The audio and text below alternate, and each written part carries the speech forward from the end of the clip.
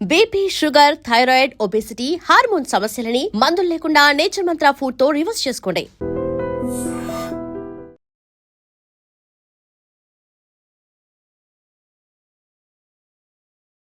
Donald Trump మళ్ళీ ఒక పెద్ద షాక్ ఇచ్చారు.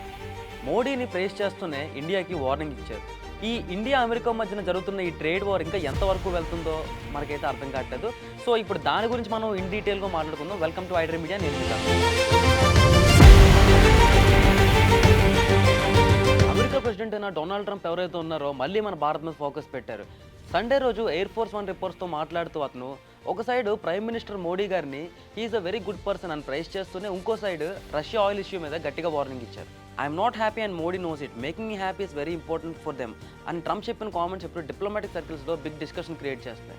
రష్యా నుంచి వచ్చే ఆయిల్ ఇంపోర్ట్స్ని ఆపుకుంటే ఇండియన్ ప్రోడక్ట్స్ మీద ఇప్పుడు ఉన్న టెరిఫ్స్ కన్నా ఇంకా హెవీ టెరిఫ్స్ వేస్తామని చెప్పి క్లియర్గా వార్నింగ్ ఇచ్చారు.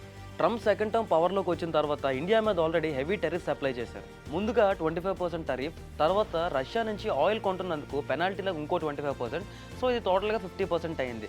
అండ్ ఈ బర్డన్ ఏదైతే ఉందో ఈ టోటల్ టరీఫ్ బర్డన్ వచ్చేసి మన ఇండియన్ ఎక్స్పోర్టర్స్కి ఒక పెద్ద షాక్గా మారింది. ట్రంప్ యొక్క మెయిన్ ఎలిగేషన్ ఏంటంటే ఇండియా రష్యాకి ఎకనామిక్గా సపోర్ట్ ఇస్తుందని.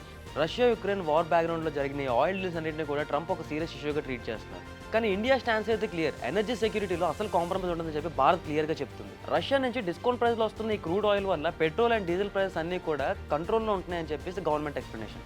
అయినా కూడా ట్రంప్ ప్రెషర్ వల్ల బ్యాక్గ్రౌండ్లో ఇండియా కొన్ని స్ట్రాటజిక్ మూవ్స్ అయితే తీసుకుంటుంది. రీసెంట్ నంబర్స్లో చూసుకుంటే రష్యా నుంచి వచ్చే క్రూడ్ ఆయిల్ అంతా కూడా కొంచెం రెడ్యూస్ అయ్యి అండ్ అలానే అమెరికా నుంచి వచ్చే క్రూడ్ ఆయిల్ ఇంపోర్ట్స్ ఏవైతే ఉన్నాయో ఇవన్నీ కూడా షార్ప్గా ఇంక్రీస్ అయ్యేట్ కనిపిస్తున్నాయి. 2025 నవంబర్ వరకు యూఎస్ నుంచి వచ్చే ఇంపోర్ట్స్ అన్నీ కూడా 145% వరకు ఇంక్రీజ్ అయ్యాయి.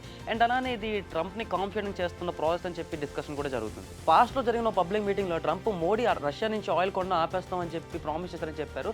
సో దీనికి రిలేటెడ్గా ఇండియన్ ఎక్స్టర్నల్ అఫైర్స్ మినిస్ట్రీ ఏదైతే ఉందో అలాంటి ప్రామిస్ ఏమి ఇవ్వలేదని చెప్పి స్ట్రాంగ్గా డినై చేశారు. సో ఈ ఇన్సిడెంట్ ఏదైతే ఉందో ట్రంప్కి ఇంకా ఫ్రస్ట్రేషన్ బాగా పెంచేసిందని చెప్పేసి అబ్జర్వర్స్ చెప్తున్నారు. ఇంకో సైడ్ రష్యా ఎకనామీని వీక్ చేయడానికి ఇండియా లాంటి ఫ్రెండ్లీ కంట్రీస్ మీద ప్రెజర్ పెట్టడం వల్ల కాంట్రడాక్షన్స్ కనిపిస్తున్నాయి. ఓవరాల్గా ట్రంప్ కామెంట్స్ వల్ల ఇండియా యూఎస్ రిలేషన్లో ఫ్రెష్ టెన్షన్స్ అయితే క్రియేట్ అవుతున్నాయి. సో ఈ హెవీ టెరిఫ్స్ని ఇండియా ఫేస్ చేయగలదా లేదంటే ఎనర్జీ పాలసీకి లొంగిపోయి అమెరికా లైన్లోకి వస్తుందా? సో మరి ఇప్పుడు ఈ జరుగుతున్న ట్రేడ్ వార్ ఇష్యూ మీద మీ ఒపీనియన్ ఏంటి? మోడీ ట్రంప్ని హ్యాపీ చేయాలా లేదంటే కంట్రీ ఇంట్రెస్ట్కే ఫస్ట్ ప్రయారిటీ ఇవ్వాలా? కింద కామెంట్ సెక్షన్లో తెలియజేయండి.